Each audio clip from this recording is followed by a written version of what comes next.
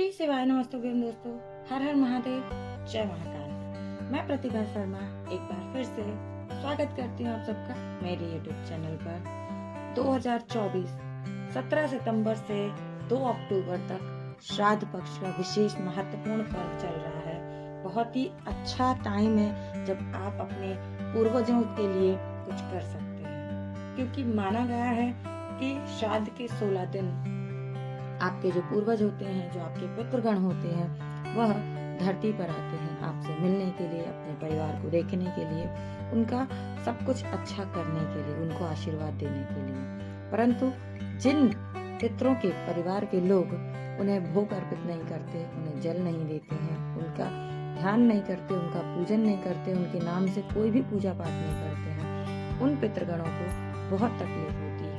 और जब 16 श्राद्ध के बाद वह वापस लौटते हैं अपने लोक को, तो वो आपको आशीर्वाद देने की जगह आपको कष्ट प्रद ऐसे ही छोड़कर चले जाते हैं, क्योंकि उन्हें भी बहुत कष्ट होता है। तो दोस्तों, अगर आप चाहते हैं कि आपके जीवन में किसी भी तरीके का पितृ दोष जैसी कोई समस्या ना हो, आप चाहते हैं कि आपका जीवन हमेशा सुखमय हो, पितरों का आपको आशीर्वाद मिले, तो 2024 पितृपक्ष के सबसे सरल और सबसे अचूक उपाय मैं आपको बताने वाली हूँ इस वीडियो में, जो कि बहुत ही आसान है और इसे कोई भी कर सकता है और आपने करना ही चाहिए। अगर आपके पितृगण आपसे नाराज हैं तो आप इन छोटे छोटे से उपायों को अवश्य करें। और अगर आपको ऐसी कोई समस्या नहीं है, आपके घर में धन आ रहा है, लक्ष्मी की कृपा है, सभी सुख शांति से हैं, कोई बीमारी नहीं है, कोई लड़ाई झगड़ा नहीं है, तो यकीन माने कि आपके घर में पितृदोष जैसी कोई समस्या है नहीं और आगे ना हो। इसके लिए भी आपको हर साल आने वाले 16 दिन यानी कि श्राद्ध पक्ष में, पितृपक्ष में पितरों का ध्यान करना चाहिए, उनका तर्पण करना चाहिए, उनको जल समर्पित करते रहना चाहिए और इन छोटे छोटे उपायों के माध्यम से उनको आपको प्रसन्न करना चाहिए, ताकि जब वो वापस अपने लोक की ओर गमन करें तो आपको बहुत सारा आशीर्वाद देकर जाए। तो दोस्तों, आपने इस उपाय में कुछ महत्वपूर्ण चीजें लेनी, जो कि बहुत छोटी छोटी सी हैं। करना क्या है, ध्यान रखिएगा। सबसे पहले हम लेंगे एक दीपक, जिसमें कि हमें जलाना है एक लंबी बत्ती। जी हाँ, जब आप पूर्वजों के लिए दीपक जलाते हैं तो एक लंबी बत्ती का दीपक लेंगे यहाँ पर। और अगर तिल का तेल है तो बहुत अच्छी बात है, और अगर तिल ना हो तो सबसे उपयुक्त माना गया है घी। तो शुद्ध घी का एक लंबी बत्ती का दीपक लेना है आपको। और जहाँ कहीं पे भी आपके घर में पानी का स्थान है, यानी कि पानी के स्थान को कहा गया है पूर्वज, परंडा, मटका या जो भी आपके घर में पानी का स्रोत है, उस स्थान पर पूर्वजों का वास माना जाता है। और 16 श्राद्ध के दिनों में जब हम भोग निकालते हैं तो गाय, कौवे और कुत्ते को भी पूर्वज का रूप ही माना जाता है। इसीलिए आपने एक दीपक लेना है और इस उपाय को करना है अपने घर के मटके के पास में। ठीक है, अगर आप कहते हैं आपके घर में मटका नहीं है, आरओ है, तो आप उस स्थान पर भी इस उपाय को कर सकते हैं। दोस्तों, साथ ही साथ आपने लेना है एक समी पत्र, छोटा सा प्यारा सा समी पत्र लेना है, एक लंबी बत्ती का दीपक लेना है।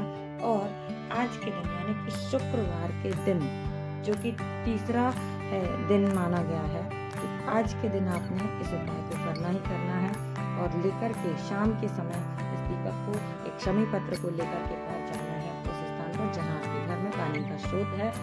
आपने सबसे पहले उस शमी पत्र को नीचे रखना है और उसके ऊपर रखना है आपको अपना मिट्टी का दीपक, जिसमें हमने घी या तिल का तेल डाला है। दीपक को प्रज्वलित करना है अपने पूर्वजों का ध्यान करते हुए, अपने पुरखों को याद करते हुए।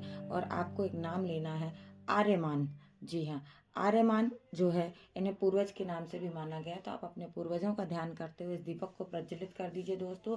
और जब कभी भी आप अपने पूर्वजों के निमित्त से कोई काम करते हैं तो आपने उसमें काले तिल का उपयोग जरूर करना है। तो 1 से 2 चुटकी काला तिल उसमें अवश्य डाल दें जलते हुए दीपक में। एक बहुत जरूरी चीज है जो मैं आपको बताना चाहती हूँ, और आगे भी बहुत सारे वीडियो में मैंने ये जानकारी शेयर की है, लेकिन स्पेशली श्राद्ध पक्ष में इस बात का ध्यान रखें कि जो दीपक आप पूर्वजों के निमित्त जला रहे हैं, तो उस दीपक का जो मुंह है, उस दीपक की बत्ती का जो मुंह है, वह दक्षिण दिशा की तरफ होना चाहिए, क्योंकि दक्षिण दिशा जो है वो यमराज की दिशा मानी गई है, यमलोक की दिशा मानी गई है। और जो हमारे पूर्वज होते हैं, मृत्यु के पश्चात वो यमलोक में ही जाते हैं, अपने लोक को जाते हैं। तो इसीलिए दक्षिण दिशा को पूर्वजों की दिशा माना गया है।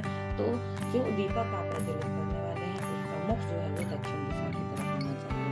इस तरीके से आप अपने पूर्वजों को ध्यान करते हुए आज के दिन अगर इस दीपक को जलाते हैं तो यकीन माने कि आपके घर में अगर शुक्र ग्रह को लेकर कोई समस्या होगी तो वह समाप्त हो जाएगी। अगर आपके घर में किसी का शुक्र खराब चल रहा है, नीच का चल रहा है, कुछ अच्छा नहीं चल रहा है, तो शुक्र को लेकर के कोई भी समस्या परिवार में किसी की होगी तो दोस्तों वह समस्या आपकी पूरी तरह से समाप्त हो जाएगी।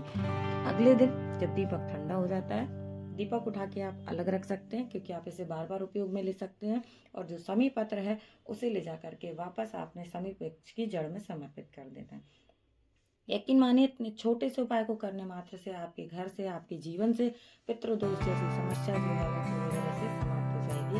और बहुत ही सरल सा उपाय है जिसे कोई भी कर सकता है। चलिए बात कर लेते हैं अब इस वीडियो में हम दूसरे उपाय की, जो कि ये भी बहुत ही आसान और बहुत ही अचूक उपाय है। 2024 श्राद्ध पक्ष में आपने इस उपाय को जरूर करना चाहिए। क्या करना है दोस्तों, अगर आप चाहते हैं कि आपके ऊपर आपके पूर्वजों का आशीर्वाद रहे तो 1 लोटा तांबे का ले लीजिएगा जिसमें आपने डालना है रुद्राक्ष।